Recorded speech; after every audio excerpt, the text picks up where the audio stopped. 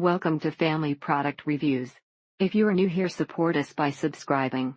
Today we will be reviewing the Frieda Hot Air Brush 112-inch hot air brush. The barrel is thicker than a curling iron, about the same size as a hairdryer, and easy to hold and manipulate. If you have the time, it's worth it. If you have thick hair, grab a stool, sit and dry. It's pretty spectacular what this can do to my hair. This is great for fine hair, especially when you're trying to add volume, and it's not nearly as damaging as a flat iron. Keep in mind that this is a styling tool, and ideally you should dry your hair until it is almost dry with a regular blow dryer first, unless you have very short hair. The only downside is that it heats up quite hot, and the part opposite the handle is quite flat, so you really can grip it without burning your hand as you are nearing the end of your styling. After letting my hair dry naturally for an hour or two, it takes me 30-40 minutes to get a full blowout. The switch is a little tricky, as others have noted, but if you pay attention when you set the temperature, it works okay. When you take the time to dry from damp to dry, it really does make your hair super smooth and a great blow dry. You can hold it rolled up longer to create a flip going up or a flip going under. When you do that, after having it on the warm setting, switch it to cool to set the wave. All the remaining hair is then combed around your head until smooth. Head is acting as a huge roller clip in place. Cover with a sturdy hairnet and sleep on it. It dries my hair in about 1/2 the time as my old unit and doesn't get caught in my hair. With the Revlon, my entire bathroom would get very hot as the top of it is open and allows hot air to escape. No problems with that here, but you do need to make sure you don't block the airflow on the end of the unit. Where has this been all my life? Lalo works great on damp hair, air dried and hair dryer dried to almost dry. To get curl, wrap the hair strand on high heat, then hold it a few seconds, switch to no heat for 6 more seconds, then uncurl. The bristles are soft enough not to break my extra fine hair, and the heat is hot enough to dry without damaging. It would take a long time to actually dry your hair with it after washing, but it works well on damp hair. Light, easy to hold, and hot enough to style, but not so hot that it burns my scalp or frays my hair. This product didn't leave my hair super shiny or anything, but it also gets very frizzy, so that's normal for me. Even when stylists do it, it never came out smooth and was always frizzy and wavy near the roots and wouldn't lay right. Cons: only thing that bothered me was that when my finger accidentally slipped into the bristles and hit the metal, it burned my finger. It doesn't blow as much air as my old one and takes a little longer to dry my hair, but it's sufficient. Not only is this product amazing, but it makes my hair feel silky and soft while making it look shiny and straight and perfect. It isn't meant to be a blow dryer, so it won't work well if your hair is very wet, but on damp hair it's great. As it states, it's a styler and not really made to replace a regular hair dryer if you have thick hair. While it does give some bounce, especially on the ends where it gives a light curl, it doesn't do anything about flyaways and frizziness. However, it's lovely to be able to show off that cut and not spend more than about 5 minutes on the project. It does exactly as it promises, as long as you make sure your hair is about 90 dry before styling with it. It takes 5 minutes and doesn't hurt my hair. My hair is fine and past my shoulder, always frizzy when it dries, no matter how much product. This is not a straightener, so if your hair is not relaxed, mine is not, then don't expect it to be perfectly straight like a flat iron would give you. Thank you for watching.